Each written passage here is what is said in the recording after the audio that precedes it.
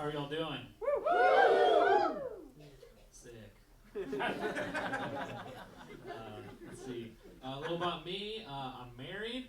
I've been married about like 2.5 years now. My wife and I, we got married kind of like during COVID times, I guess, which like was actually kind of nice. We had an outdoor wedding in our own backyard, like real small, friends and family. It was a really cool wedding, but I remember like leading up to the wedding, I was like real stressed out. I was like, something's gonna go wrong. There's so many balls in the air. Weddings are so stressful. And then the wedding day came, and it was like smooth sailing. Everything went off without a hitch. Honestly, the only thing I was stressed out about on our wedding day was I really wanted to cry when my wife walked down the aisle. It's not that I wanted her to see me cry when I see, you know what I mean? Because you gotta understand, my wife has seen me cry at the end of the Speed Racer movie. So it's not a good look if I don't cry at our wedding, right? Like I can't, after the wedding I can't be like, no honey, this was the greatest day of my life. But racing was his whole life. His name is Speed Racer. My name's not Mary Jennifer. How would my parents even know? Yeah, it's great though. So when I got married, I became a husband, but I also became a stepdad. I'm sure you can tell by my general vibe. Real stepdad vibes. It's one of those like, I'm not the stepdad, I'm the dad who stepped up situations, you know what I mean?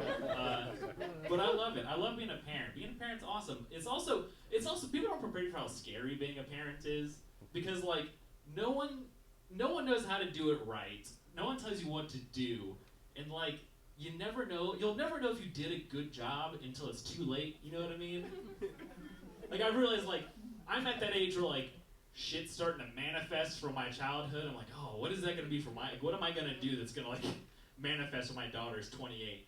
You know what I mean? Because it's like when you become a parent, all you have to like go on is what your parents did. And you're like, well, I didn't like that, so I'm gonna do something different. And you're kind of like you're like a Frankenstein's monster trying to make their own monster. You know what I mean? You're just like, well, I didn't like having neck bolts, so my monster won't have neck bolts. I want my monster to be able to wear turtlenecks. But then your monster grows up, and you're like, oh fuck, that's what the neck bolts are for. Now my monster's weird. It's tough, because I think I'm doing a good job.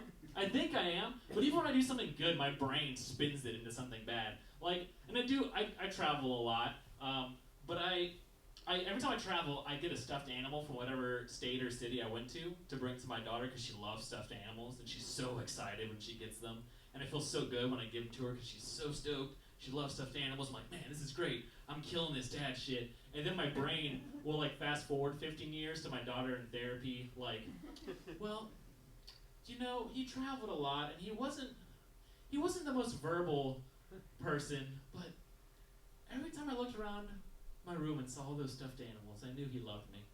And that's why I became a furry. You just don't know how shit's gonna manifest. You know what I mean? It's tough. Let's see. I like being a dad. I love being married. Being married, pretty sick.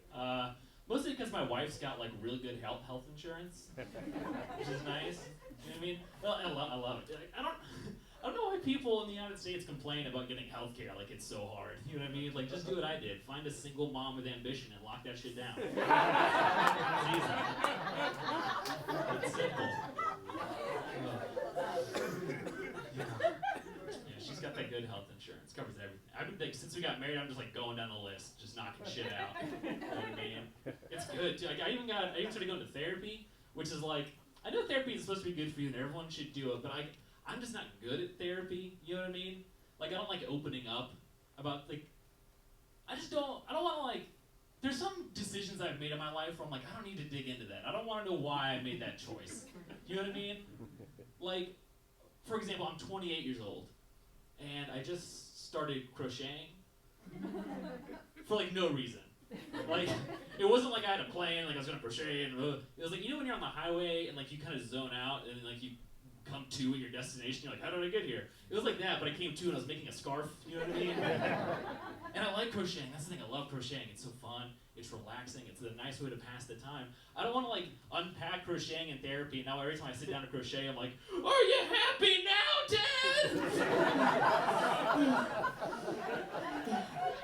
You raised a little grandma. I don't need that. I love it. It's tough. Yeah, but I'm going down the list. I got glasses recently. That was another thing I did. Buying glasses is tough, guys.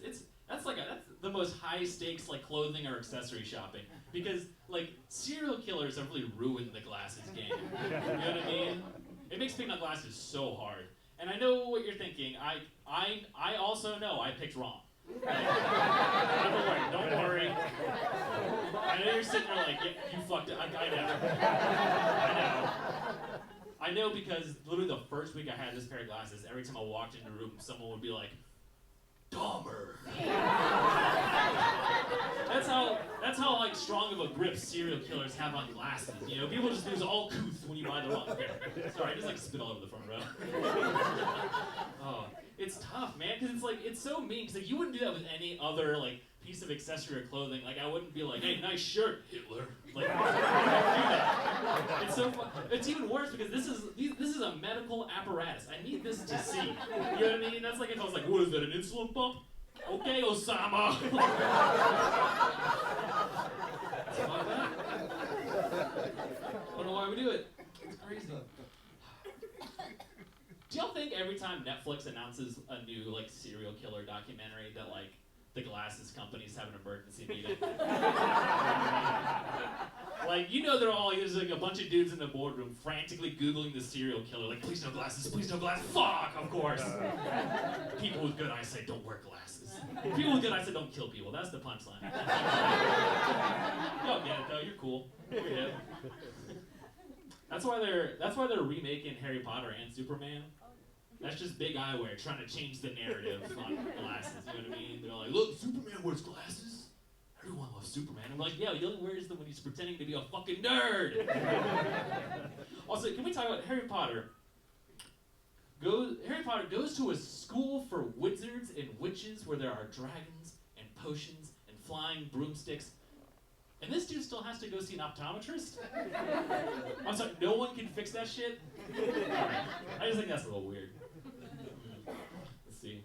What else did I do? Oh, honestly, the first thing I did when I got health insurance was get a vasectomy. I don't know if you can tell from where you're sitting, but yes, I got it done. I got the snip, and I think every guy in here, if you're not planning on having kids anytime soon, get it, do it. It's easy. Just do your part. You know what I mean? Condoms aren't recyclable. Trying to leave a cleaner world for the kids I'm not gonna have. You know what I mean? But seriously, get a vasectomy. It's so. I know it sounds so. Like before I got, I'm like, oh god, that sounds terrifying. It's not. It's easy. It's like a couple steps and you're done. It's like literally like you make like an appointment for them to check you out just to like make sure they can do it, which is weird because I've never had an appointment just to show someone my balls. You know what I mean? That's never been something I've put on a calendar. You know, you just like walk in and he's like, all right, put them down, and you're like, oh, he's like, yeah, that's a canvas I can paint on, and then you go home. It's easy.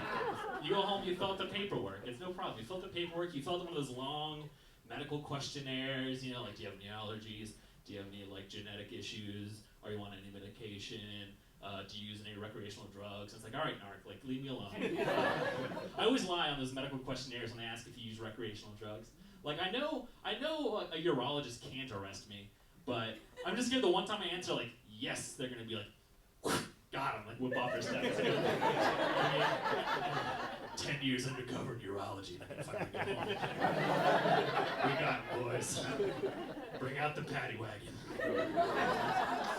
It's good, but then you show up for your appointment and you get it done. When I got mine done, it was me, and like it's a quick procedure, so there's like a line of dudes waiting. They just get them done. And it's me, it's like there's like 10 other guys, all like around my age, and we're all like very nervous, and like no one's talking. We're all just looking at our phones trying to like distract ourselves from what's about to happen.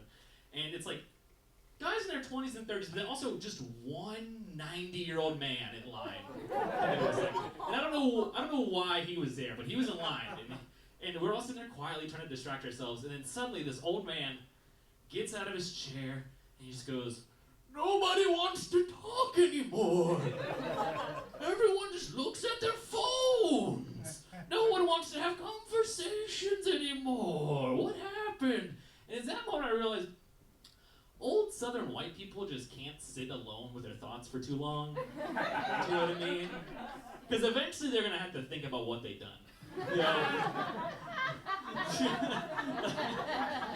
All right, guys, that's my time. My name is Chris Freeland. Thank you very much. You've been awesome.